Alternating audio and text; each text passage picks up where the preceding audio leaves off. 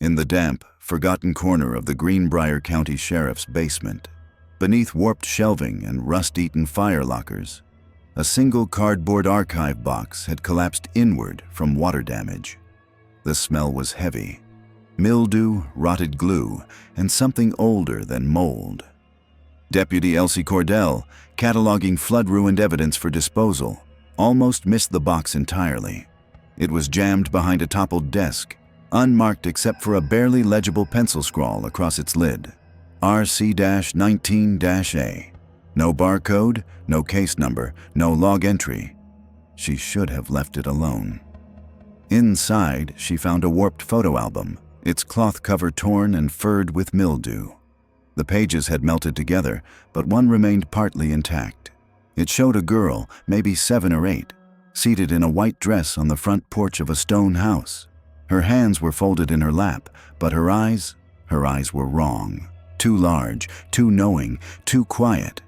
Around her feet lay small, soot-blackened dolls with frayed hair and scorched arms, arranged in a half circle as if posed for ritual or punishment. 8 of them, all burnt. Beside the album was a brittle baptismal certificate, edges singed and curling like dry leaves. Name, Annabelle Ravenscroft. Date of baptism, April 17, 1947. Location, private residence, Becketh Hollow.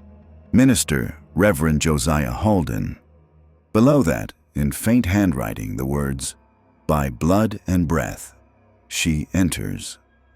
At the very bottom of the box, flattened between crumbling manila folders, was a single-page psychiatric intake memo dated August 4, 1948. The letterhead read Eastern State Asylum for the Unwell and Unfit. The patient's name was also Annabelle Ravenscroft. She was listed as 8 years old. Patient claims her father speaks through the walls, refuses food unless it is offered correctly, demonstrates ritual fasting behaviors. Family members reportedly share delusions, possible case of hereditary delusional psychosis. Recommend observation, separation, and evaluation under isolation conditions. There were no transfer documents, no discharge papers, no follow-up notes, but paper clipped to the file were 2 death certificates, both for minors, both with the surname Ravenscroft. Isaiah Ravenscroft, age 6. Cause of death, undetermined. Lillian Ravenscroft, age 4. Cause of death, severe dehydration. The coroner's notes were redacted in thick black ink. No arrests had ever been made, no investigations ever logged, and yet someone had filed these records away, deliberately, carefully, and completely out of public reach. The official county archive ledger for 1981 does not include any mention of Box RC-19-A. After Deputy Cordell filed her discovery report, the box was transferred off-site within 48 hours. No signature, no receipt. It has never resurfaced. What remains is only this fragment, these charred toys, these ghosted names, this stitched-together ruin of a family that may have been erased not because they were dangerous, but because they remembered something no one else wanted spoken aloud. Was this hereditary madness passed down like a rotten birthright, or was it devotion? A ritual older than the church that condemned it. There are rumors that the Ravenscrofts were not the only ones. A surviving parish record from St. Alden's, an abandoned chapel half a mile from Becketh's Hollow, references a blood Sabbath and notes that certain families were excused from Sunday Mass due to generational rites. The entry is unsigned but dated March 5, 1938. The church burned to the ground in 1963. Fire department logs list the cause as lightning, but the same report also mentions that no rain occurred within 40 miles of the area that week. More troubling still, a handwritten note found inside a separate sheriff's logbook, wedged between parking citations, reads, Ravenscroft child, removed from school 1949, refuses to speak in English, claims the others still live under the west wall, administrator warned to stop asking. There's no file number attached to that entry, no follow-up. Just a page that looks like it was slipped in by someone trying to leave a record behind. Quietly, carefully. The kind of truth you only write when you're sure someone will come looking long after you're gone. And someone did come looking. In a 1972 newsletter by the now-defunct Beckett Historical Society, a local genealogist named Corinne Nix wrote an article titled "The Vanishing Families of Greenbrier County." In it, she noted that the name Ravenscroft appears repeatedly in 19th century land purchase deeds, school rosters, and midwife birth logs. But curiously, by 1955, the name is gone, absent from every census, tax record, and voting roll. Entire pages of county listings simply skip over Ravenscroft Hill, as if the land no longer existed. Nix concluded her article with a cryptic line: "You'll find their names not in the ledgers, but in the lullabies no one sings anymore." Corinne Nix died in 1973. Her obituary said nothing of her research, but a box of her notes, found during the demolition of the Beckett Society's meeting hall in 1991, contained copies of the same photo, Annabelle on the porch with her dolls, and a crude hand-drawn map of a house near the base of what she labeled Ritual Hill.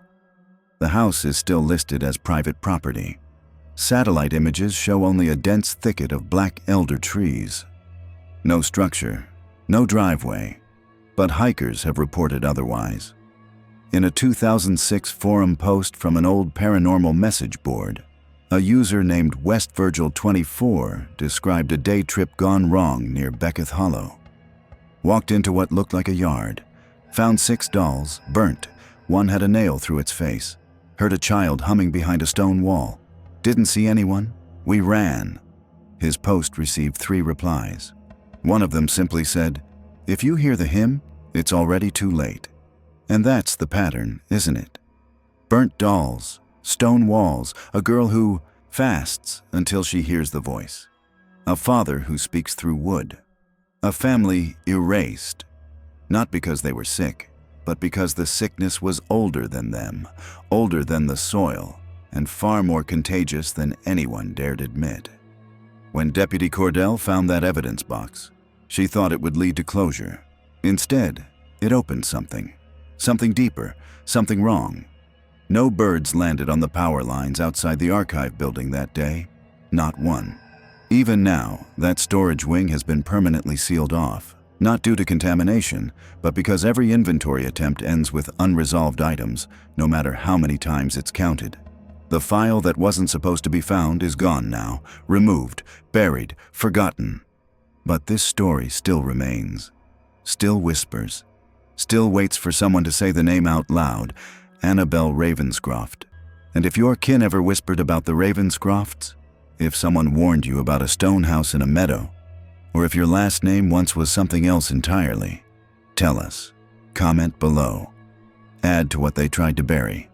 And subscribe, not because of the algorithm, but because even this video was never meant to be found. You won't find Beckett's Hollow on any modern map. Not anymore. If you search for it, Google redirects to a Forestry Service outpost that hasn't existed since 1978. Local directions are even more cryptic. Take the old mill route past where the church used to be, turn where the pine splits the stone, then follow the hollow until the air feels wrong. Ask 10 people in Greenbrier County where Beckett's Hollow is, and half will swear it never existed. The other half will warn you not to go. It's not just that the town is gone, it's that it was never allowed to be fully real. Its history floats between page margins, misprinted death notices, and folded map corners where the ink runs too thin. But once, Beckett's Hollow was there, settled by Appalachian migrants fleeing collapsed coal towns, too poor to move further, too stubborn to leave the hills. They built cabins from ruin. They boiled roots for medicine. They married into their own bloodlines, and they made up stories to explain the things no one else could. The first census record comes from 1891. 23 households, most with 5 or more children. Surnames like Ravenscroft, Morven, Caneridge, and Sparrow appear again and again. Occupations are listed not as miner or farmer, but gatherer, scribe, midwife of ash, and, in 3 cases, keeper of rights. No one seems to know what that last one meant, or they're not willing to say. By 1913, Becketh's Hollow had a schoolhouse with no teacher, a church with no steeple, and a cemetery whose headstones all bore the same hand-chiseled mark. 3 concentric circles, one within the next, like a ripple or an eye. County inspectors filed repeated reports about the town's lack of formal records, absence of property taxes, and refusal to report births to the state registrar. In one note dated March 17, 1924, a health agent wrote, "Children appear underfed, but not starved. School attendance impossible to confirm. Households close ranks when questioned. Inhabitants claim no time here passes for outsiders. Recommend withdrawal." That was the last official government visit recorded until 1942. The economy of Becketh's Hollow never depended on the outside world. It didn't need rail, coal, or highway access. They traded within. Goods weren't bought. They were offered. A bushel of corn for a prayer quilt, a carved bone charm for silence during childbirth. The postmen eventually stopped coming. The telephone wires snapped during a storm and were never reconnected. The town disappeared the way a fire dies out. No wind, just ash settling over old names. But the name Ravenscroft lingered longer than most. Their family land, Ravenscroft Hill, sat at the far edge of the hollow, bordered by black elder trees and a creek that locals say never froze, even in the dead of winter. Children were told not to step past the row of nailed crosses half buried in the soil. They weren't there to bless the land, they were told. They were there to bind it. Aerial photos taken in 1935 show only 6 standing structures in Becketh's Hollow, 5 cabins and 1 stone house with a collapsed porch and an adjoining smokehouse. That house, by all accounts, belonged to Elijah Ravenscroft, patriarch of the family, known for gathering sacred soil and performing private rites on Friday nights, never Sundays. He refused visitors. Locals said he walked the perimeter of his house with a bell at dusk, not to call something in, but to keep something from leaving. When the coal crisis hit Appalachia in the late 1930s, most hollows emptied out. Men left for wartime labor. Families moved north for work. But Becketh's Hollow did not evacuate. In fact, its population grew. Reports from Greenbrier couriers mentioned seeing more figures on the roads near the ravine. Children barefoot in the snow. Candlelight visible through curtains at dawn. Strange hymns echoing off the ridge. A courier named Phineas Durrell left the following note in 1941. Delivered parcel to Cane Ridge Cabin. They refused to speak. Boy at the door held a doll made of teeth. I will not return. By 1949, the town was scrubbed from the official state registry. No eviction, no condemnation. Just vanished.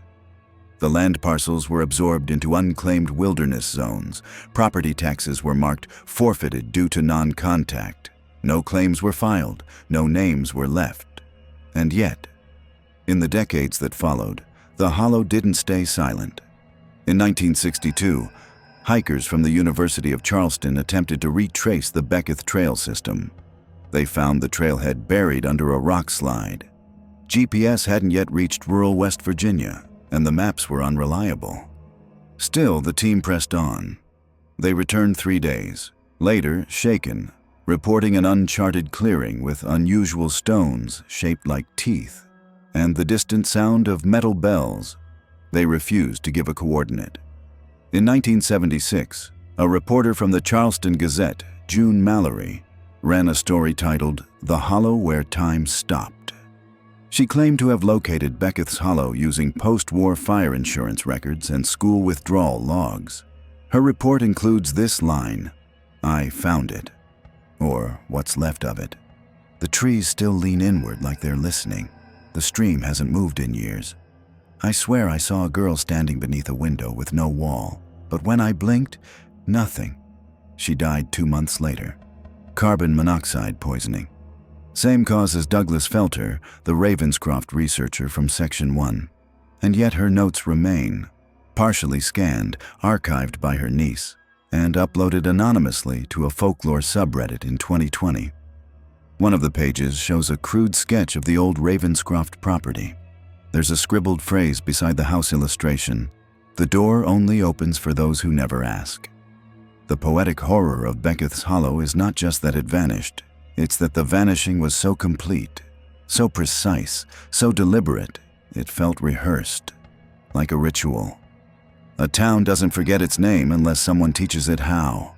County election records from 1952 list no voters from Becketh's Hollow, no absentee ballots, no claims of relocation. It's as if the bloodlines that lived there folded inward and became something else, something quieter, something still breathing, but without breath.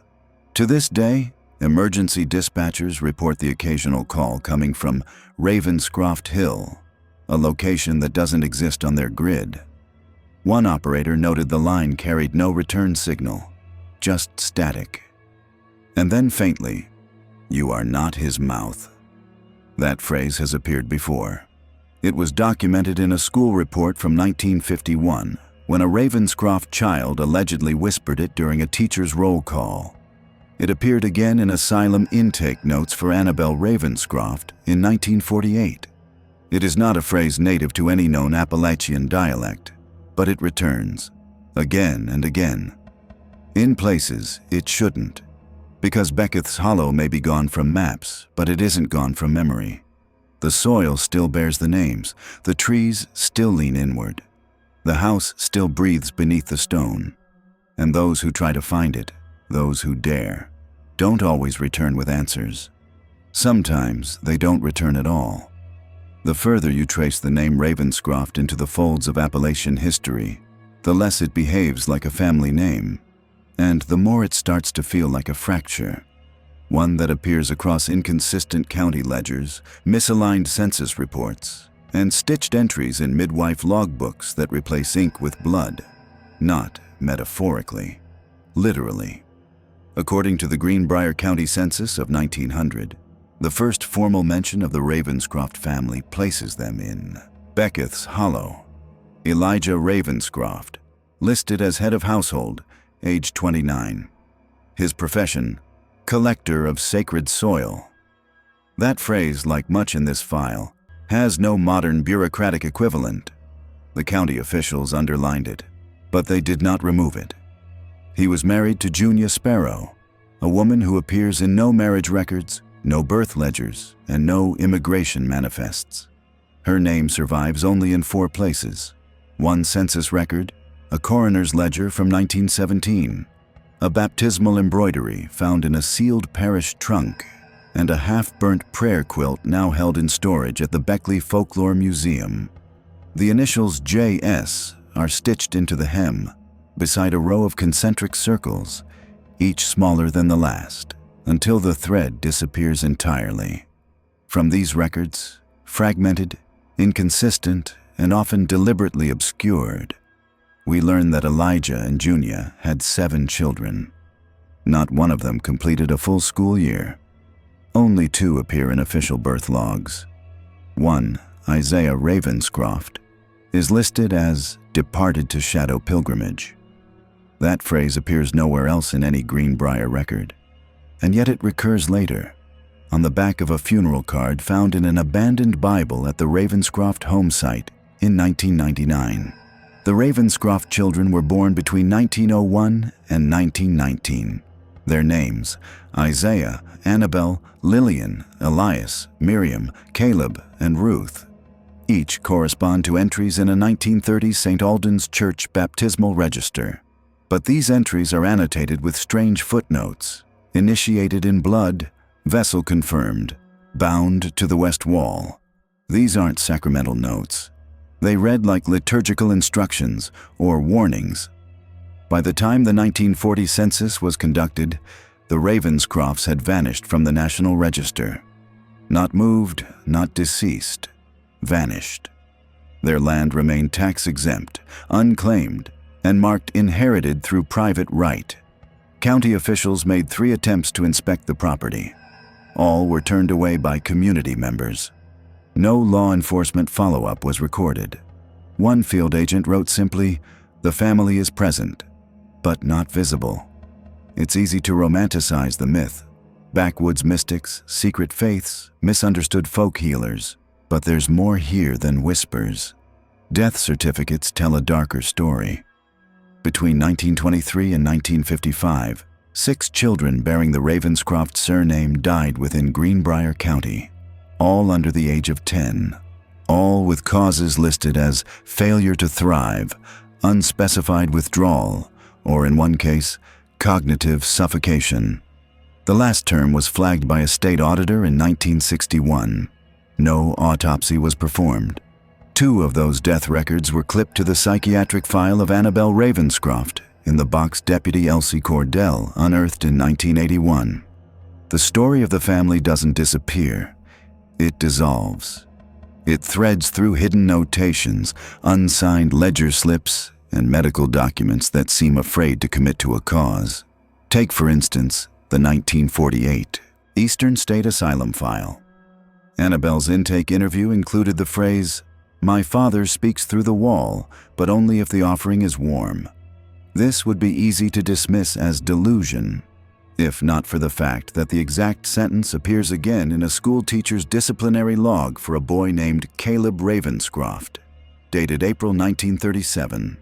That log, kept by teacher Margaret Hollins, includes notations that become increasingly erratic toward the year's end. She describes the boy humming during tests, refusing to drink water, and weeping whenever sunlight entered the room. In her final entry, she writes, "Tried to speak to Caleb about his absences. He placed a circle of dust on his desk, closed his eyes, and said, 'Don't pull me back yet. They're still feeding.' I dismissed class early. I will not teach him again." Margaret Hollins disappeared 2 years later. The deeper you dig into the Ravenscroft name, the more your hands come away covered in someone else's ink. In Harlan County Court archives, the surname appears scratched out in probate documents, replaced with blank space or hastily scrawled substitutes. In marriage certificates, brides are listed as formerly of the Hollow, with no last name, no parents, and no witnesses. And yet the signature style persists. Throughout dozens of disconnected records, from Kentucky death ledgers to Virginia land sale contracts, one curiously elegant R appears again and again. It loops twice, curls under itself, and ends with a feathered tail.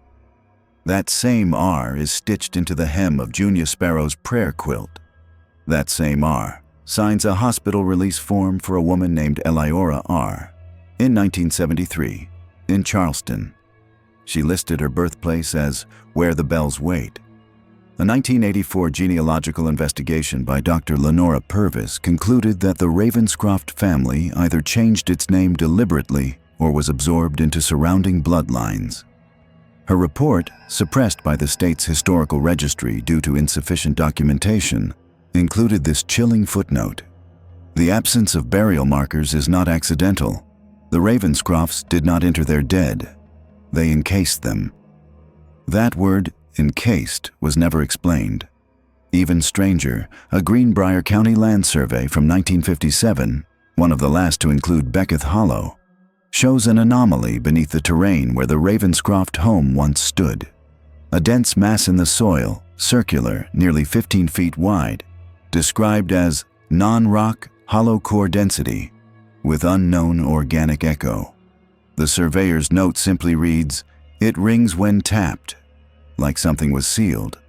What's most disturbing about the Ravenscroft legacy is not what's documented, but what's deliberately blurred. Multiple reports suggest that their family was granted certain exemptions under early 20th century religious freedom laws, though no denomination was ever listed. There are whispers of an ash rite practiced each equinox. Rumors that Junior Sparrow delivered babies who never cried. Legends that Elijah taught his children to fast until the soil spoke back. But these stories are not just tales from the hills. They persist in hospital transcripts, classroom logs, baptismal registries. They persist because someone kept writing them down, even when it was dangerous to do so. In 1991, a hiker named Loudon Frey found a partial diary buried beneath an outcrop near the supposed site of Ravenscroft Hill. Its pages were water-damaged and moth-eaten, but one entry remained legible. "The silence is too loud now. We aren't forgetting. We're being remembered wrong." There is a kind of horror that comes not from what is seen, but from what is remembered only in fragments. The Ravenscrofts are not gone. They are simply scattered, dissolved into the very soil they once gathered, into the skin of those who carry their blood without knowing, into stories that sound like fiction because the truth would be too hard to hold. What remains of St. Alden's Chapel now lies under moss and rot, timber blackened to bone, pews splintered and half swallowed by the earth. Its steeple collapsed into the nave like a mouth silenced mid-sermon. And yet the basement still exists, intact, sealed, breathing. Locals call it the last room that remembers. According to a 1938 parish attendance sheet, one of the few salvaged before the chapel burned, St. Alden's had 24 regular congregants, all from Becketh's Hollow. Of those, 14 bore the surname Ravenscroft. The remaining 10 were connected by marriage. The sheet also includes an unusual column, hand-added in the margin. Friday observance confirmed. Check marks run down the page. None appear under Sunday. It was not a church in the traditional sense. Services were held at dusk. No hymns, no communion. The altar cloth was black and embroidered with a red spiral. The priest, Reverend Josiah Halden, was defrocked in 1941 for heretical invocation and doctrinal deviation. But no transcripts from his hearing survived. The Presbyterian Registry lists his dismissal as sealed due to ritual sensitivity. What the church did preserve, what someone tried to bury and forgot to destroy, was found in 1994 during a geological inspection of the chapel ruins. Workers clearing rockfall from a trail found a trap door beneath a tangle of elder roots. It led to a narrow stone stairwell carved directly into the hill's bedrock. Below, a single room. The air was sharp with iron and mildew. The floor, packed clay. Along the curved walls, wooden shelves held decayed scrolls, jars of bone-colored powder, and hand-bound books with spines labeled in Latin and something else. Something slanted, jagged, like markings carved under duress. At the room's center stood a low table. Upon it, an oil painting still preserved beneath a cracked sheet of glass. It depicted a child, genderless, pale, offering up its cupped hands to a fire burning inside a tree trunk. Above, in the smoke, a faint face watched. The face bore no eyes. A local folklorist, Emmeline Crowhurst, was brought in to catalog the findings. Her report, housed at the Beckley Folklore Museum, includes the following. Among the most disturbing documents was a parchment roll bound in sinew. It contained only 3 lines, repeated over and over. "Feed not the first cry. Let the silence be taught. Mouths must close before they open." She noted that the Ravenscroft name appears again, this time not as authors, but as subjects. A register of births titled Lambs of the Ash Rite includes Annabel, Isaiah, Elias, and Lillian Ravenscroft. Each name followed by 2 columns, confirmed vessel and trialed by silence. All boxes checked. This was no mere faith. It was a system, a structure, a doctrine passed through generations not by reading, but by ritual, not learned, but endured. The few pages legible from Reverend Halden's personal Bible, found singed in the debris, include passages that never appeared in Scripture. One reads, "He who fasts through the child's cry will hear the land answer." Another, "The soil remembers the blood, the mouth only the ash." Within the room, there were also tools, implements, items clearly used for more than ceremony. One drawer held small brass bells, some twisted out of shape, others crusted with soot. A note attached to them read, "For waking the bound." Another shelf contained wax figures, tiny, malformed, each with red thread stitched across the mouth. The thread wasn't ordinary.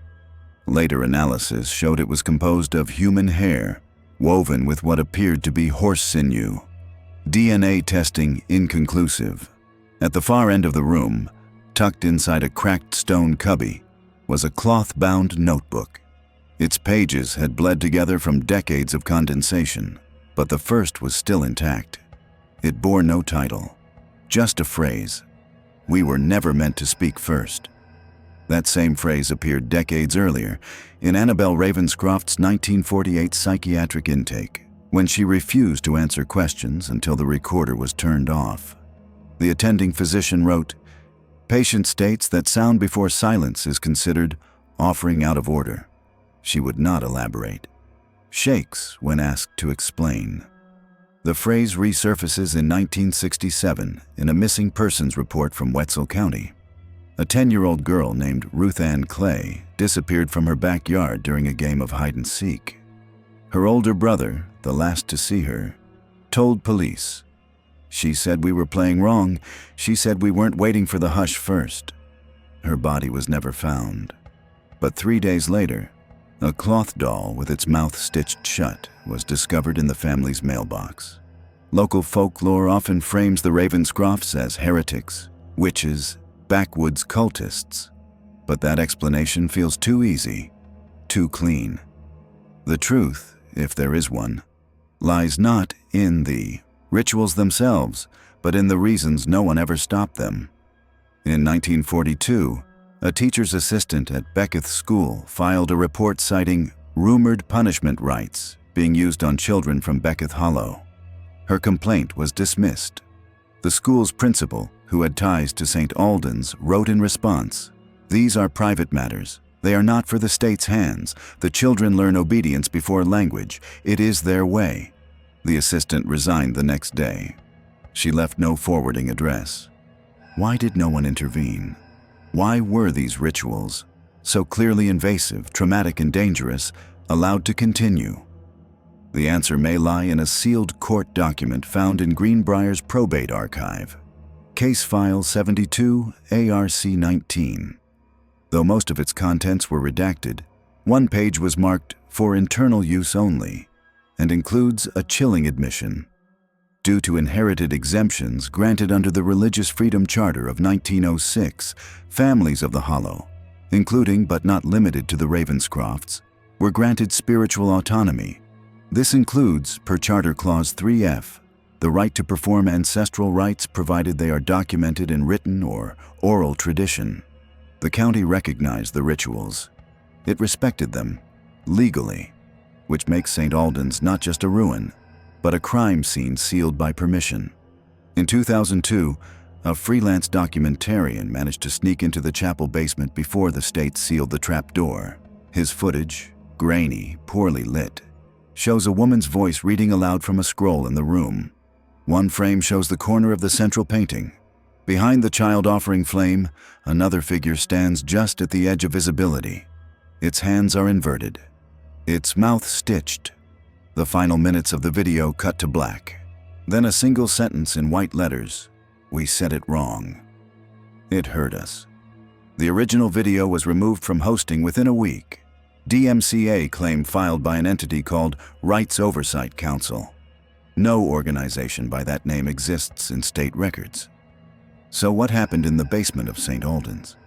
Was it inherited trauma wrapped in sacred language? Was it ritualized control? A way to silence generations into submission? Or was it something even older? Something that answered only after obedience was proven through blood, ash, and hunger? We still don't know. But what remains are the signs, the concentric circles, the bells, the silence. The first known public fracture in the Ravenscroft secrecy didn't begin with fire, nor with death, nor even with ritual. It began with silence. A silence so deep, so unnatural, that it unsettled even those used to Appalachian quiet. On the morning of August 2nd, 1951, at Becketh Schoolhouse, a one-room wooden building leaning hard against the wind, 3 children from the Ravenscroft family were present, seated at their desks facing backward. They refused to speak, refused to eat, refused to write their names on the chalkboard when called upon. Teacher Margaret Hollins, a woman who had taught in backwoods schools for nearly 2 decades, noted in her logbook that the children, Annabelle, Isaiah, and Caleb, sat utterly motionless for the entire school day. When asked to stand for the Pledge of Allegiance, they turned in unison and faced the west wall. When lunch was distributed, they declined, whispering only, "It hasn't been offered." When questioned further, Isaiah placed a circle of dust on his desk and muttered something in what was initially assumed to be nonsense. Later, however, a linguist consulted on the Ravenscroft case in 1989 would claim that the phrase Isaiah spoke, "Bael ignoti non aperiunt," was a corrupted blend of Latin and an unknown dialect.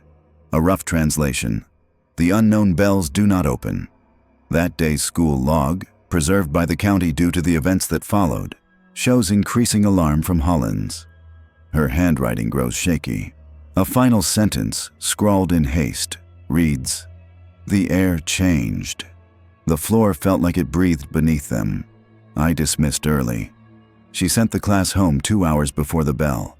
She would never teach again. The next morning, Hollins reported the incident to the school board. The superintendent at the time, Franklin Griever, dismissed the concerns as folkloric agitation and advised her to ignore the cultural eccentricities of Hollow families. That was the official statement. But Hollins went further. She submitted a formal letter of concern to the county clerk, including sketches of the dust symbol Isaiah had drawn, her suspicions of abuse, and a disturbing postscript. "I believe they are not taught language in the way we understand. I believe obedience is the only grammar they know." The letter was filed and then sealed, stamped confidential cultural exemption, and sent to an internal file labeled Ashcroft-like patterns. That file no longer exists in the county archive, but its index reference, BI 51CLP, remains in the master log, sandwiched between road maintenance reports and livestock vaccination schedules. 10 days later, Margaret Hollins disappeared. She had been staying with her sister in a nearby township while considering her position. That morning, her shoes were found neatly placed on the bank of Crawfoot Creek. Her car was parked 2 miles away. No footprints, no note, no body. Only a small child's drawing folded inside her coat pocket, red crayon on brown paper. It showed a house with no windows, a black circle above the roof, and 3 stick figures facing a corner. One was crossed out in black ink. The disappearance made the local news briefly. The Charleston Herald ran the story under the headline, "Teacher Vanishes After Classroom Mystery." But the article's tone was dismissive, implying emotional fatigue, overwork, and the superstitions of mountain folk. A follow-up piece never ran, but this was the moment the outside world noticed. Not just individuals, but systems, observers, institutions. In October of that year, a private investigator named Clyde Vester, hired by Hollins' brother, began interviewing Beckett Hollow residents. His field journal, rediscovered in 2008 among a deceased archivist's belongings, includes a chilling entry from October 16th. No one will say her name. Not the teacher, not the girl, Annabelle. When I ask, they look to the floor. One woman whispered, "She asked too soon. She didn't hush first. The land heard it wrong." Vester stayed in the hollow for 4 nights. On the 5th morning, he was found 3 miles from his cabin, barefoot, with his mouth stuffed full of wildflowers and ash. He survived, but never spoke again. Institutionalized in 1953, his medical file includes a single repeated phrase scrawled on the walls of his room in charcoal. "Wait for the hush. Wait for the hush." At this point, the state began to take quiet notice.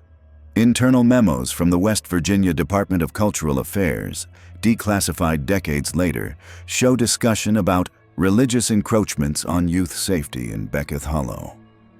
But the tone of these memos shifts quickly from concern to bureaucratic paralysis. One reads, "Due to protective clauses under the 1906 Religious Freedom Charter, we are unable to intervene without documented abuse. The community asserts the rituals are voluntary. The children have been taught not to contradict. No case was ever opened, but whispers continued.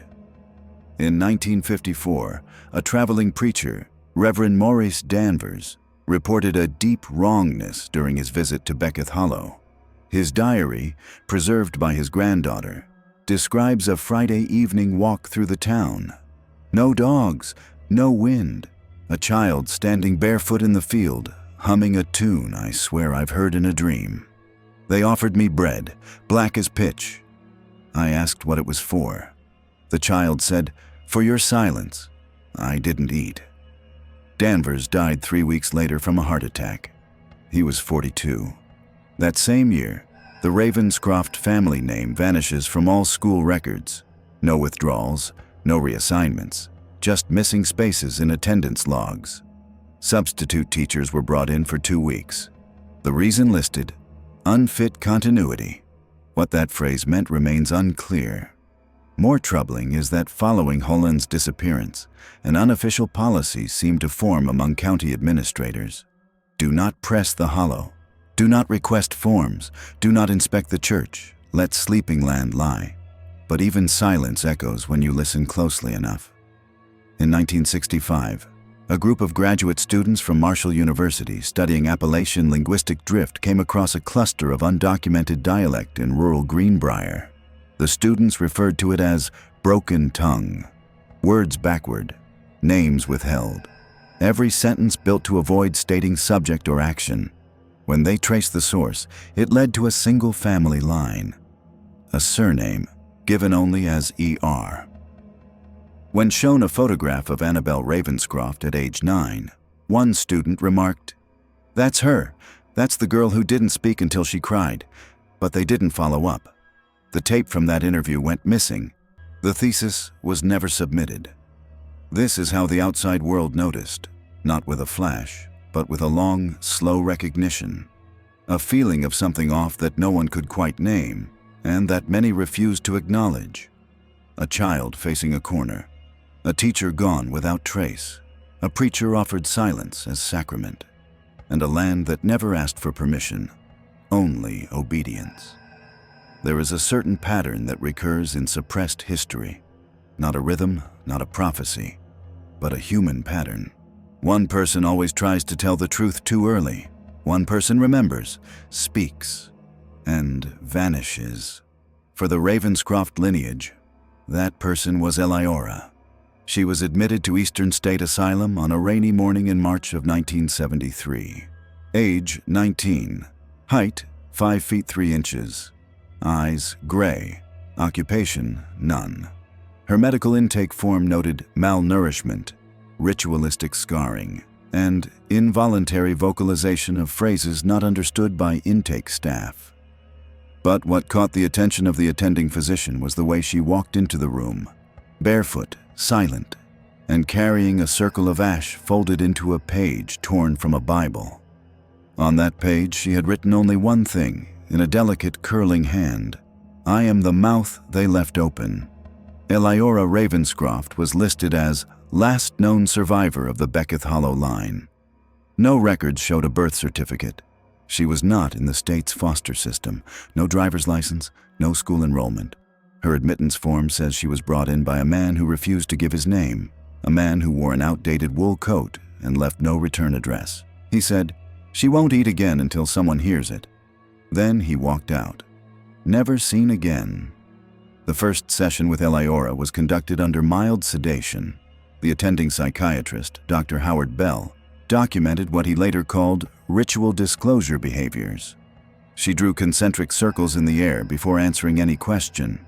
She faced the western wall of the room at the start of each conversation, and she refused to say her surname out loud. Instead, she'd whisper, "You already know what it cost." Bell's notes were meticulous. He was a careful man. But over the weeks, his tone began to shift. His early observations: patient exhibits cultural delusion with obsessive tendencies, slowly gave way to more ambiguous entries. Patient stated that the west wall still breathes, and nothing beneath it has ever died. Patient describes a ritual of silence beginning at age 3. Refusal to speak until soil is offered in offering bowl. Patient claims her grandmother still knocks, even after burial. Claims she never left, just folded in. Her language wavered between religious metaphors and geographic references no longer found on any map.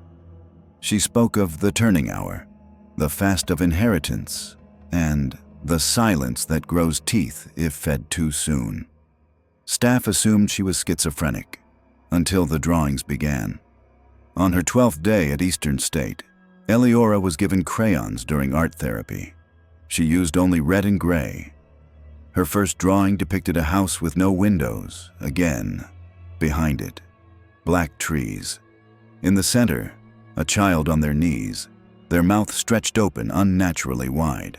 Above them hovered a figure, long, eyeless, stitched across the face. It wore no clothing, it held no tools, but its hands were reversed, palms up, thumbs turned away from the body.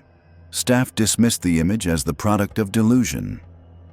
Until, weeks later, a night nurse found the same shape, nearly identical, carved into the wood beneath the table in Eleora's room. Not drawn, carved, with no sharp object present. By week 4, Dr. Bell's notes show increasing unease. He mentions shared hallucination events and reports that 2 orderlies had separately claimed to hear whispering in the western hallway near Eleora's room, though no other patients were in that wing at the time. On March 30th, 1973, Eleora entered what Bell called a ritual trance state. She refused food, ceased speaking, and began pacing in circles, always clockwise, counting aloud. 7 for the mouths, 6 for the hands, 5 for the soil, 4 for the hush, 3 for the hunger, 2 for the eye, 1 for the lock. She repeated this mantra for 11 consecutive hours, even as her voice grew hoarse, even as her throat bled. When Bell attempted to intervene, she bit her own hand and whispered, "You can't undo it." You heard it now. She was sedated. The next morning she was gone. There was no sign of escape, no open window, no broken lock. Her bed was unmade, her clothing folded neatly at its foot. Only a circle of ash remained, drawn carefully in the center of the floor. Within it lay a single bell, small, brass, twisted out of shape. Internal reports say the surveillance system malfunctioned between 2:06 and 2:43 a.m. No backup recording survived. Bell was placed on temporary leave and later resigned. He moved to upstate New York and was never heard from again. His final entry in Eleora's file reads, "This was not delusion. She carried something older than language.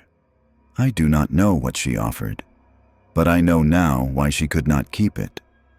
What happened to Eleora Ravenscroft is officially listed as escaped, status unknown, but many believe she was taken, not by force, not by violence, but by a calling no one else could hear. Her disappearance coincided with a string of anonymous letters sent to folklore departments across Appalachia. Each letter contained a drawing, an abstract circle of lines and a warning. It still waits beneath. Ask the soil what it remembers. All were unsigned, all postmarked from Charleston. The Sarner, same city where she was admitted. And then, silence. Until 1987. That year, a team of architecture students from West Virginia University explored abandoned mining sites near the Hollow. They found a collapsed root cellar near what was once Ravenscroft Hill. Inside were scraps of fabric, bones of unknown origin, and a half-rotted notebook. The notebook contained only 1 page of legible writing. The ink had bled through most of the other entries, but this one survived. I saw her again, older, wearing white, walking the circle. Her mouth was closed, but I heard the hymn. Eleora, it seems, had returned, or never left. And maybe that's the truest horror of the Ravenscroft legacy. Not that they vanished, but that they were always still there, walking behind us, waiting to be heard, warning through silence that some truths, when spoken, rearrange the world itself. If you've heard the hymn, If your sister walked circles in her sleep as a child, if your family refuses to explain the red thread in that old drawer, tell us. Write it below. Let the ledger speak what they tried to mute. And subscribe. Because next, we follow the trail of those who made sure this was never meant to be found. The ones who erased the witnesses. The ones who knew what the bells meant. The ones who kept it quiet. There's a peculiar texture to silence when it's intentional, when it isn't just absence, but effort. You can feel it layered in redacted paragraphs, in newspaper clippings cut off mid-sentence, in the brittle hush of records that should exist but don't. And with Becketh's Hollow, the silence didn't arrive naturally. It was placed there. On paper, the timeline of the town ends quietly. No closure, no catastrophe. Just a narrowing trail of documents that fade into nothing after 1955. But if you gather the fragments, buried case files, internal memos, fire logs, lost correspondence, a shape begins to form. A shape held together not by answers, but by what was hidden. Start with the fire. In 1981, a flood damaged the sheriff's evidence storage wing. During routine cleanup, Deputy Elsie Cordell discovered a box labeled RC-19-A. Inside, charred dolls, a baptismal certificate, psychiatric notes. You already know that part. What's less known is what happened 2 days later. The storage room caught fire. Official cause, electrical short in a rusted junction box. But photographs of the damage reveal something strange. While the surrounding walls were scorched, the exact space where the Ravenscroft box had been shelved was untouched. Clean, as if something had been removed just before the flames arrived. The incident report was filed under "No further investigation recommended." And yet, the fallout was swift. Within a week, all files relating to Becketh's Hollow were pulled from public access. A memo from County Clerk Randall Merton, dated October 20th, 1981, was circulated internally. Due to the fragile and potentially misleading nature of certain archived materials, all references to the Becketh's Hollow region, including but not limited to Ravenscroft family records, are to be withheld from public inquiry until further notice. No one signed off on this directive. The memo had no header. It was typed on blank stationery. A former clerk, speaking anonymously in 2007, recalled the day the memo arrived. We were told to stop mentioning the name. If someone came in asking about it, we were to log the request, say the records were being digitized, and send them away. That was it. We weren't even allowed to say the word Ravenscroft. Why? Because too many people had started asking. After the disappearance of teacher Margaret Hollins in 1951, and the subsequent collapse of the Becketh school system in 1954, a series of journalists attempted to investigate. Most gave up, but one persisted. His name was Douglas Felter. A stringer for the Charleston Herald, Felter was obsessed with the idea that certain towns in Appalachia were being erased, intentionally, quietly. In 1979, he began filing FOIA requests related to Becketh's Hollow. Property transfers, court filings, birth ledgers. Most came back incomplete or missing. In his personal notes, later found scattered across his apartment floor, he wrote, "There's a building somewhere that holds the names, not for preservation, but for protection." These names weren't meant to be remembered. They were stored like poison. On March 14, 1980, Felter was found dead in his home. Cause: carbon monoxide poisoning. The official report stated a faulty furnace valve, but his apartment was electric. The gas line had been capped years before. His notebook, last seen by his editor, was gone. The only item left on his desk was a folded scrap of paper. On it, 3 concentric circles and a phrase written in trembling pencil: "The hush is enforced." It wasn't just journalists. Church authorities tried too. In 1963, after the burning of St. Alden's Chapel, an internal investigation was launched by the Presbyterian Synod of West Virginia. They sent Reverend James Calloway to assess what had been lost. His preliminary notes mention irregular doctrines, apocryphal verses, and parishioners who refused to answer basic catechism. He wrote, "The congregation prays facing west. They do not speak aloud. Children are seated on the floor, arranged in circles. There is mention of a turning hour before dusk when offerings are made to the soil. This is not Christianity. This is something else." He filed one report, then resigned. In a letter to a colleague dated December 3, 1963, Calloway wrote, "I went in to stop heresy. I came out with silence stitched into my throat. I dream of bells I've never heard. I'm afraid of dusk." No further investigation was pursued. The church classified the incident as local variation in liturgical practice. The suppression extended to government.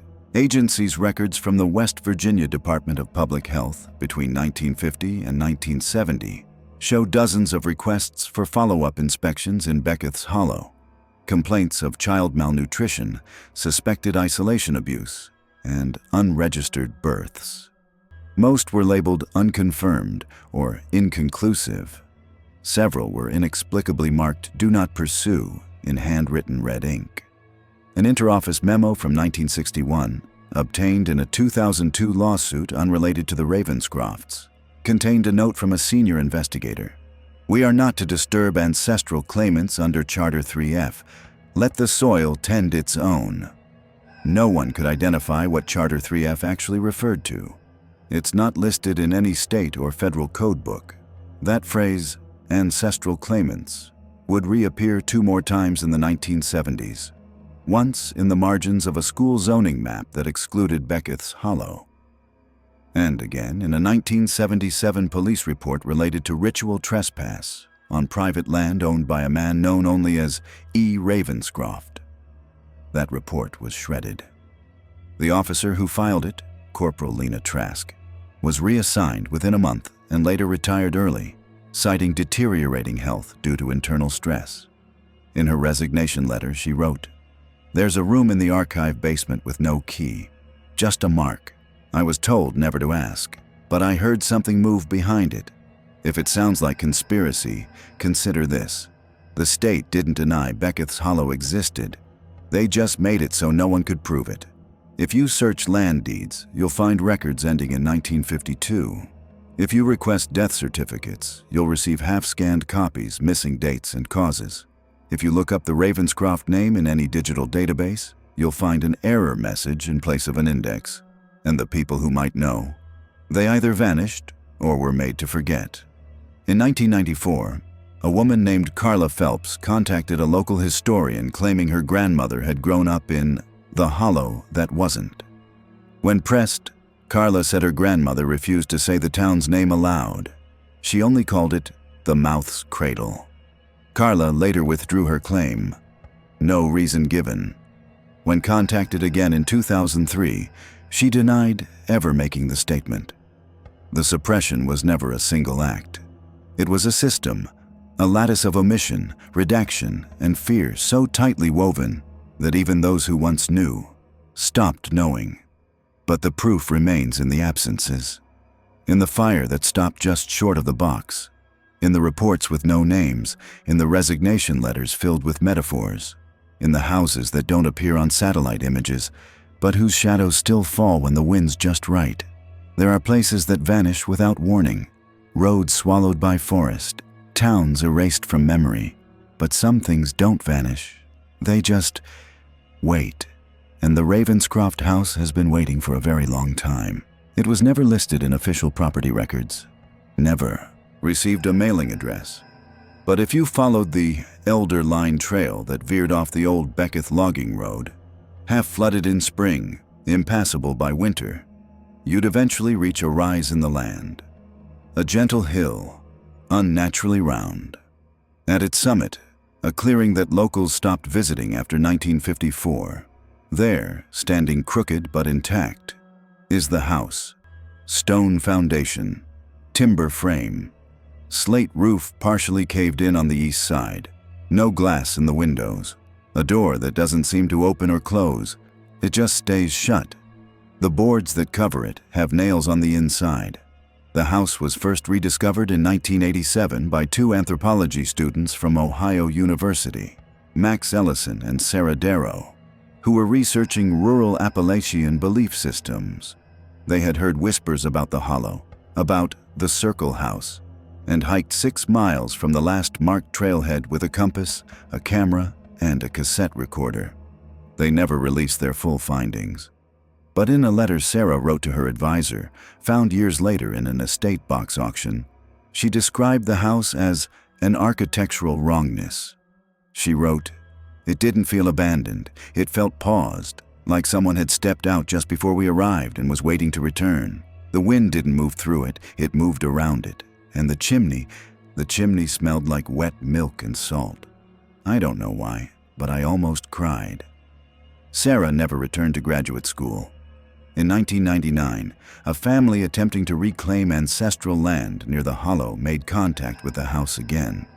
The Bramley family, originally from Wetzel County, traced their genealogy back to a R. Ravenscroft. After requesting a land survey for inheritance purposes, they were directed, mistakenly, to the summit of the hill. According to the land agent's report, the Bramleys were visibly disturbed after the visit.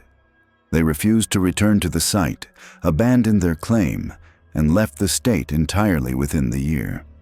A neighbor who spoke with the youngest Bramley daughter recalled her saying, "There were no birds, just bells in the wind. And I saw someone in the window, but it was my face. I wasn't scared. I was waiting for me." In 2006, a paranormal investigation team from Richmond, Virginia, known locally as Echo Vault, visited the site after discovering Sarah Darrow's university letter. They brought infrared cameras, EMF detectors, and audio recording equipment. Only one member entered the house, Corey Vintner, age 28. The others remained outside. Corey was inside for 11 minutes. His body cam footage was later recovered from a melted camcorder that had no fire damage. The final recorded image shows a child's handprint on the inside of the door. It was upside down. Corey exited the house pale, vomiting, and unable to speak for the next 4 hours. When he finally did, he said only, "There are teeth behind the wall." The team disbanded weeks later. One member filed for bankruptcy, another was hospitalized for self-inflicted wounds. The footage was never aired. And yet, the house remained. Unburned, unclaimed, waiting. The oddest thing? Satellite imagery doesn't show it. Topographical maps list the elevation of the hill as unsurveyed. GPS coordinates submitted to online forums vanish after submission. One Reddit user in 2011 posted an entire thread detailing a visit to the house, with photographs, coordinates, and timestamps. The post was up for 12 minutes. It has never been archived. The account was deleted. The user's name waits for hush. In 2022, a hiker named Lyndon Reese uploaded a brief video clip to TikTok. The caption read, "Found something in Greenbrier. House where sound goes weird." The video pans over the hilltop. The trees bend unnaturally away from the summit. In the center, the house, slightly sunken into the ground, as if settling into the hill's mouth. There's no sound on the video, just a low, vibrating hum. The comments flooded in. Some accused Lyndon of faking the clip. Others said they'd been there, described the same air pressure, the same wrong silence, the same feeling of being seen before seeing. The video reached 20,000 views. Then it disappeared. TikTok listed it as content removed due to community violation. Lyndon's account no longer exists. Her phone number is disconnected. She has not been heard from since. And still the house stands. No vines grow on it. No snow accumulates on its roof. On certain nights, hikers say you can hear the boards flex, like a sigh pulled in reverse. A few brave locals claim the chimney emits a smell, wet dirt and burnt lavender. One said it reminded him of his grandmother's funeral. Another said it smelled like her son's baby blanket after a fever. One man said plainly, "It smelled like the dead weren't done." A curious feature of the house, its west wall has no opening, no window, no door. But when you stand beside it, some have reported feeling warm air pulse outward in slow, steady intervals. Like breathing. Like something inside is alive, not human, not animal. Something that only wakes when remembered. And then there's the attic window. It's the only intact glass in the entire house. It faces north, and in every report, from 1987 to 2022, witnesses have said the same thing. If you stare long enough, you see movement. Not a shadow, not a person, just a shifting. As if something behind the glass is rearranging itself into something familiar. Many say it looks like a child. Others say it looks like themselves, younger. One man said he saw his dead sister, but no one has ever stayed past dusk. In 1993, a park ranger stationed nearby wrote an unofficial note in a margin of a maintenance report. It read, "If you find yourself on the hill, leave before the hush. It only forgets when no one listens." That ranger died of an aneurysm later that year. There is something in that house, or around it, or perhaps through it. Not haunted in the classic sense, not cursed, but conscious. It is the architecture of ritual memory, where obedience was taught by silence and blood was just another language. The house does not remember your name. It remembers your silence. The Ravenscrofts were never the only ones. That's the truth no one wanted to speak aloud. It's easier, more comfortable, to believe in a single strange family, tucked deep in a forgotten hollow, cut off from the world. Easier to call it madness or trauma or superstition localized to one bloodline. But what if it wasn't localized? What if it was inherited? Not just through name, but through ritual. And what if the name changed, but the ritual didn't? Start with the schools. Between 1921 and 1978, 21 public school rosters across southern West Virginia show an unusual pattern in early childhood classroom logs. Certain students were marked present, but never verbally assessed. These children, often from isolated homesteads, refused to speak for the first 2 months of term.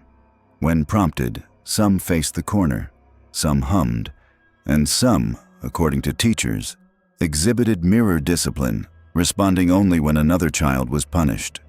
In a 1962 teacher's note from Logan County, child refused eye contact, drew circle after circle in dust. When asked to stop, said, "Not mine, mother's circle." Asked what it meant, replied, "Stops the mouth from remembering." The child's surname, Cainridge. That name appears again in Boone County census logs from 1909. 3 children, all homeschooled, all born to Miriam Cainridge, listed without a father's name. Occupation of mother, ash keeper. That same year, a ledger entry in nearby Wetzel County lists a birth overseen by a traveling midwife. The child's name, Josiah M., no surname. The midwife signed her name in trembling cursive, Junia S. We've heard that name before. In tracing these records, the pattern emerges, one that crosses counties, generations, even surnames, and it always starts the same way. A family with minimal paper trail. Children who don't speak until taught proper order. Ritualized silence, offerings of ash or soil. The phrase "bound to west wall" appearing either verbally or symbolically. And always, always, a mark. The concentric circles. They've appeared carved into school desks, etched beneath porches, drawn in chalk near nursery cots. In one 1955 case, a child in McDowell County refused to sleep without tracing the pattern on the window pane with her fingertip every night. Her mother told the teacher, "She says the hush can't get in if the circles are right. The circles are not decoration, they're protection, or instruction, or invitation." In 1975, folklorist Lenora Purvis published a privately circulated field study titled "The Mouth That Remembers: Appalachian Silence Rites." Only 37 copies were printed before it was discredited and withdrawn from academic circles. Her findings, however, remain chilling.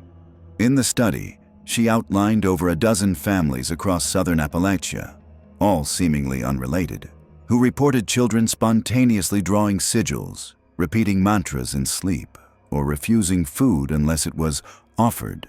One account reads, "The boy wouldn't eat unless we placed it in the ash bowl first. We didn't teach him that. His grandmother didn't either. He just knew."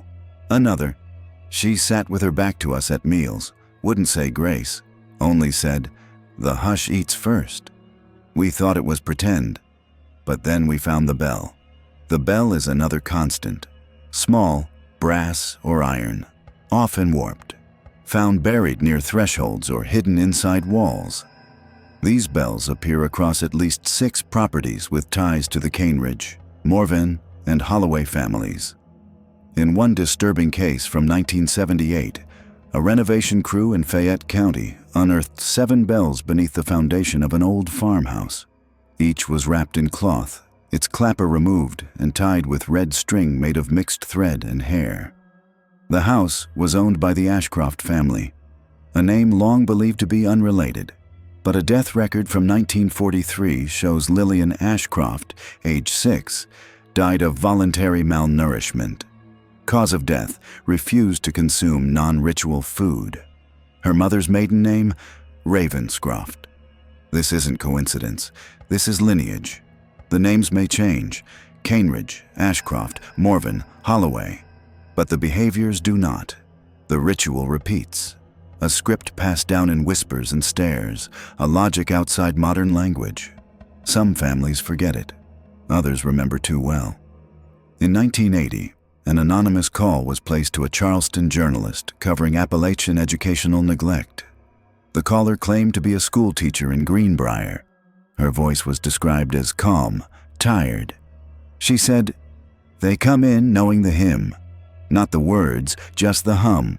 They don't look at the board, they face the dirt. And sometimes, I swear they're listening to something I can't hear." The call lasted 2 minutes. When traced, the number was found disconnected. No teacher matching the caller's description was ever located, but the journalist's notes include a final line. She said her grandmother taught her the hush when she was 3. She broke it once, said she never saw her mother again after that. Folklore or fracture? Is this a scattered spiritual inheritance? A regional pathology passed through isolation and fear? Or is it something deeper? Something with a logic not designed for comprehension, but obedience? In 1996, a group of Appalachian heritage researchers attempted to compile a multi-county oral history project. One of the team's interns, Caleb Vintner, documented a house call in Fayette County where an elderly woman refused to speak until the recorder was turned off. Then, in a whisper, she said, "They took our names from us when they broke the circle. We had to make new ones. The hush don't care what you call yourself. It still knows who listens." Caleb disappeared 3 months later during a field trip into the Hollows. His final journal entry reads, "I keep seeing the mark. It's in the trees, in the roots, even in how they teach their kids to sit. This isn't isolated, it's networked, quiet, like roots under frozen soil, all connected. And now the pattern comes forward again." Reddit threads about the silence game in rural schools. TikToks showing children drawing spirals in the dirt. A Facebook post from a Kentucky mother in 2021 asking if anyone else's child hums at dusk and says things like, "The soil remembers my name." Most replies were jokes, but one said, "Get the bell out of the crawl space, bury it deep. They're waking again. They're waking again." There is a moment in every forgotten story when the past stops sleeping. It doesn't rise with fanfare. It doesn't knock politely. It leaks, quietly, under doors, through dreams, in the hum of a classroom radiator, in the dust on a child's windowsill. And in the last 5 years, the Ravenscroft hush has started to hum again. It began, as most hauntings do now, with children. In the fall of 2019, a second-grade teacher in Kanawha County filed a behavioral report on a student, female, 7 years old, who refused to speak for her first 3 weeks of class. When encouraged to participate, the child drew 3 concentric circles on her desk and whispered, "We wait for the hush." The teacher thought it was a joke, until 3 other students began doing the same. She brought it up during a faculty meeting. A substitute teacher from Greenbrier turned pale and left the room. She returned later with a note written on the back of a cafeteria inventory slip. "My uncle used to say that when we heard the bells, we had to draw. The circles or the west wall would open. We were told never to say the word mouth." That substitute was never scheduled again.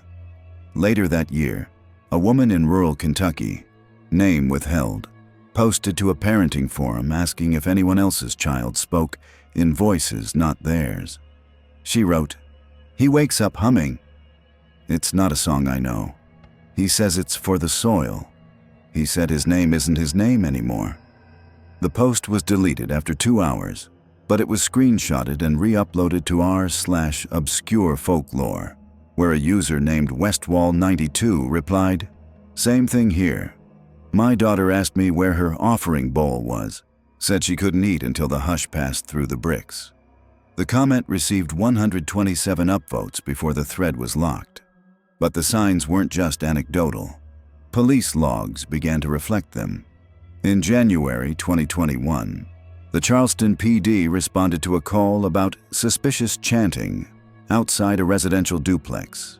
The responding officer found 3 teenagers sitting cross-legged in a perfect triangle on the sidewalk. No substances, no music, no phones, just humming in near-perfect harmony. When questioned, the teens claimed they learned it from a YouTube video, but none of them could produce a link.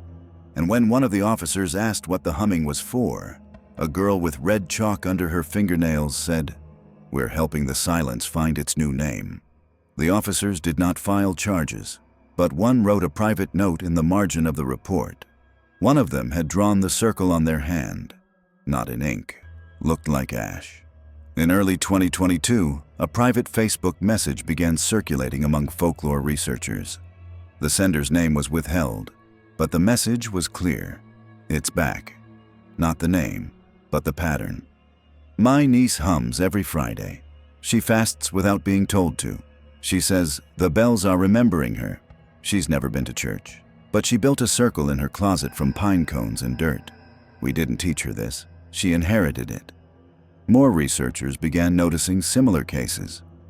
In Boone County, a mother's group shared whispered stories of children refusing to speak until dusk passed. In southern Ohio, a preschool teacher found a prayer quilt square tucked into a child's backpack, stitched with the initials JS in a spiral pattern not seen since the Darrow cataloging of the Ravenscroft chapel basement in 1994. In 2023, a 911 call was logged from a farmhouse just outside of Beckley. The caller, an elderly man named Samuel Bell, claimed someone was moving inside the walls of his house. When officers arrived, they found him in the kitchen, silent, shaking, and surrounded by small, burnt dolls. No sign of forced entry, no damage to the walls, but the floor beneath the west-facing wall pulsed with warmth, as if something was alive beneath it, as if something had begun breathing again. Samuel was hospitalized for a heart episode, but before being sedated, he whispered to the paramedic, "It's her, the girl with the circle. I dreamed her hand touching the soil from inside the house," she remembers.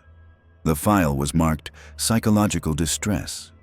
No investigation was opened, and yet the stories kept coming. YouTube creators covering Appalachian folklore began receiving strange emails. One, a paranormal documentarian with 200,000 subscribers, received a package containing only a rusted bell and a note. "This was my grandmother's. She said to send it to the next mouth that opens. That's you." He quit the channel 2 weeks later, deleted everything, posted one final video titled simply, "The Silence Isn't Empty." Even Redditors began compiling sightings of the house with no windows. Descriptions matched across 6 counties. Satellite images showed no such structures, but multiple users claimed they had visited, drawn by dreams, or a humming they couldn't place. One post, now deleted, described a woman standing in the attic window. She had no eyes. Her mouth was closed, but they heard her voice in their heads. And now, in 2024, the pattern has started forming again. More children fasting, more elders remembering things they were told to forget, more messages, anonymous, quiet, frantic. My daughter says the soil is ready again. What does that mean? He hums in the bathtub, says he's helping them walk back. The circles, I keep seeing them in my dreams. My name is starting to feel wrong. What's returning isn't just behavior, it's memory, memory without origin, like an instinct from something older than blood. A hunger born of silence. It isn't the Ravenscrofts returning. It's what used them, what was kept still by their obedience, their rituals, their hush. And now, in a world too loud to remember how to stay quiet, the hush is finding new mouths. Some names vanish, others scatter, but a few don't just survive history. They manipulate it, reshape it, fold themselves into the folds of other identities like a needle threaded through flesh. The name Ravenscroft doesn't persist because it was remembered. It persists because it rewrote itself over and over through generations who never realized they were carrying a story written in silence. The first clue came from signatures. In 1983, a genealogy hobbyist named Vernon Stiles was compiling a marriage archive from county records in southern West Virginia. He noticed something strange. Over 4 decades, in 3 different counties, in 7 different surnames, the R in the signatures was always the same. It looped twice. It curled under. It ended in a feathered tail that veered left, always slightly off-center, like a musical note leaning into the wrong key. One appeared on a 1934 property deed signed by a Margaret Cainridge. Another on a 1951 birth certificate filed by Eliora Morvan. A third on a 1979 school withdrawal form signed by Judith Holloway. None of these women knew each other. None listed Ravenscroft as a maiden name. And yet the signature was identical. A handwriting analyst consulted by Stiles confirmed what he already suspected. This is not coincidence. This is inherited, or taught. But whoever made this mark wanted it seen, but not noticed. The theory was ridiculed. Stiles faded into obscurity. But his research resurfaced in 2001 when a Charleston legal clerk found an unsigned affidavit in a sealed court file involving a child custody case. The affidavit contained a story about a child who refused to answer to her name. She claimed it had been taken back, that her name was just a shell to hide the hush. The document had no attribution, but at the bottom of the final page, written lightly in the corner, was a single mark, an R with a double loop. That same mark, threaded like a curse, shows up in places it shouldn't.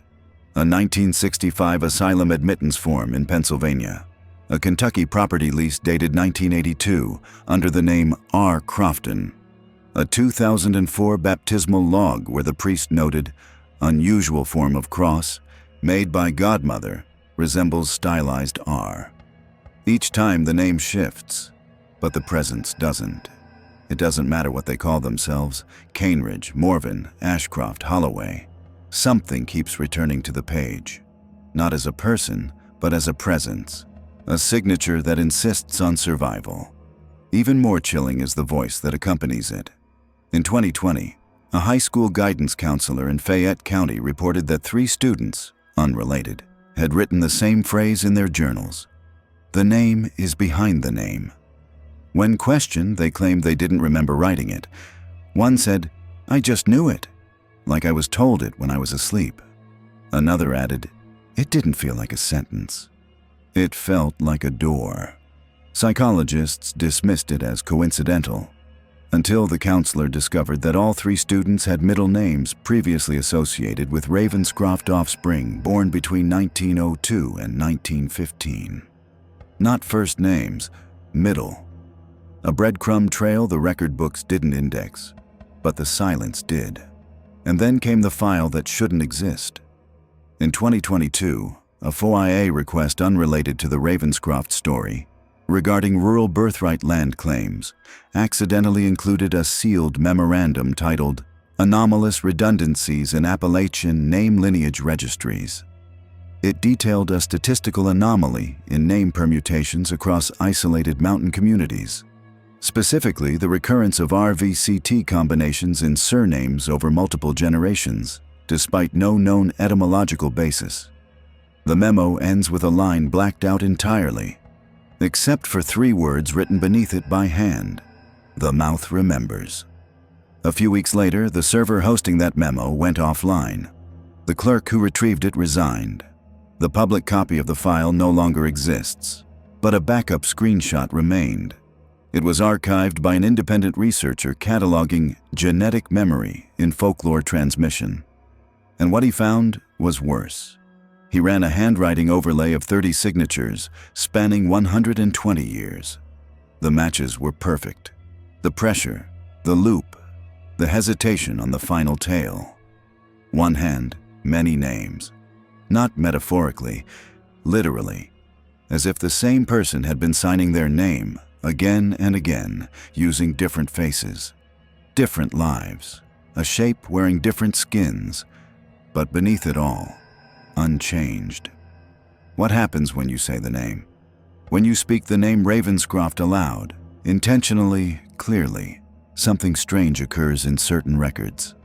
A 2023 data analyst from the West Virginia Historical Registry conducted a private experiment. He attempted to cross-reference census entries for families containing the RVC pattern across 6 counties. Every time he included Ravenscroft in the search parameters, his system lagged, froze, returned corrupted images. He repeated the experiment using only surnames. No Ravenscroft. It worked. But when he filtered back in the Ravenscroft name, even by misspelling, it crashed again. On a whim, he printed a physical copy of his query logs. On the final page, in printer ink that should not have existed because it hadn't been typed, there was a single line written in faint gray. "You've said it too soon. Let it know you hush." He never ran the search again. And yet, people keep saying it. On forums, in dreams, in low repeated hums behind closed doors, because the name isn't just a name. It's a key, or a warning, or a scar. And maybe that's what the Ravenscrofts were all along. Not victims, not cultists, not myth. Maybe they were the first to listen when the silence asked to be remembered. Maybe that's why the name folds itself into new bloodlines, hides beneath new coats of paint, speaks through new mouths that don't yet know they are being used. It doesn't want to be known. It wants to be obeyed. It doesn't need to be believed, only spoken. The final file was never meant to be opened. That's not speculation. It's written plainly on the first page. Do not access. This record is stabilized only through non-disclosure. Stamped. Office of Internal Archival Repression File Code. BI-EX/RC-1. A date, unknown. There is no listed origin, no author. But the content is unmistakable. It includes a hand-drawn map of Becketh's Hollow, its roads long since reclaimed by forest, its landmarks reduced to ash and silence. But one location is circled 3 times in red pencil: Ravenscroft Hill. Beside it, in jagged handwriting, the words, "The record ends here," because the record was always inside it. A second page contains a photograph, blurry, slightly overexposed, clearly taken with outdated film stock. The house is visible, sunken deeper than before, half swallowed by the hill. What draws the eye isn't the structure, but the shadow extending behind it, longer than it should be. Unbroken. No trees nearby, just one elongated dark smear that ends at the west wall. There are 3 child-sized shapes standing in that shadow. Their heads are bowed, their mouths are covered in ash. And behind them, if you adjust the contrast of the scan, there's a hand pressed against the attic glass. Not waving, not reaching, just resting, as though waiting for permission to come through. The coordinates on the file, listed in 2 different formats, lead nowhere. Enter them into any GPS and you get a scrambled response. Recalculating, recalibrating, rejected. But if you input them into Google Earth's historical satellite view, a clearing appears briefly in the 2007 scan. A perfect circle, no trees, no paths, just a depression in the earth, like something very old exhaled. Users who've tried to investigate this coordinate firsthand report strange symptoms. Static in phone signals, sudden nosebleeds. One man described a pressure behind his left eye, like it was being pulled backward. Another said she heard humming, faint but constant, like it was coming from inside her own bones. None of them made it to the clearing, and those who've returned don't speak of what they saw, because that's the last defense of this story. Silence, not just quiet, but silencing. The records that disappeared, the court cases that closed without verdict, the church that burned without investigation, the child death certificates marked undetermined by coroners who later went missing, the maps that erased roads, the names that kept signing themselves, the warnings in bells, the circles in ash. This wasn't neglect. It was curation. History bent by obedience. And now, like all things buried too long, the hush is turning. There are files missing from the National Archives. School children in Boone County are humming again. A folklore researcher in Charleston vanished 2 months ago after publishing a paper titled Inheritance Through Ritual Geometry. Her last known note, it's not a myth, it's a memory. And somewhere, beneath the soil of Greenbrier County, something is still pulsing. Not alive, not dead, just fed. By silence, by memory, by the name said wrong. The silence that held the Ravenscrofts in place has fractured. The hush doesn't end with them. It never did. It migrates, it reinvents. It waits for families to forget the shape of the circle, to stop teaching the rules, to abandon the offerings. And then, it speaks first. And when it speaks first, it doesn't stop. That's why no birds land on Ravenscroft Hill. That's why the chimney still leaks a smell of milk and salt. That's why children now hum songs they never learned. And that's why this video might vanish. Because this record, this entire documentary, is a trespass. A door opened with a mouth that didn't wait, and those who watch, who hear, are now part of the loop. So if your grandmother warned you not to follow your shadow indoors, if your family owned a bell that no one could explain, if your child asks to be called a different name at night, tell us. Write it below. Not to be believed, but to be remembered, and subscribe. Because even now, the hush is listening, and it knows your name.